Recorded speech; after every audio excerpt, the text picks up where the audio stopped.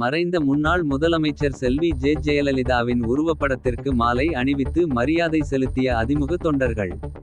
கேளம்பாக்கத்தில் கழகத்தின் வடக்கு ஒன்றிய இளைஞர் அணி செயலாளர் வினோத் கண்ணன் ஏற்பாட்டில் ஜெயலலிதாவின் 8ஆம் ஆண்டு நினைவு தினத்தன்று தையூர் ஊராட்சி மன்ற தலைவருமான திருப்போரூர் வடக்கு ஒன்றிய செயலாளர் தையூர் எஸ். குமரவேல் மற்றும் இளம் பெண்கள் பாசறை இணைச் செயலாளர் கேளம்பாக்கம் ஊராட்சி ஒன்றிய உறுப்பினர் திவ்யா வினோத் கண்ணன் கழக நிர்வாகிகள் தொண்டர்கள் பொதுமக்கள் அனைவரும் கலந்து கொண்டு மறைந்த முன்னாள் முதலமைச்சர் செல்வி ஜெயலலிதாவின் உருவப்படத்திற்கு மாலை அணிவித்து மலர்கள் தூவி மரியாதை செலுத்தினார்கள்.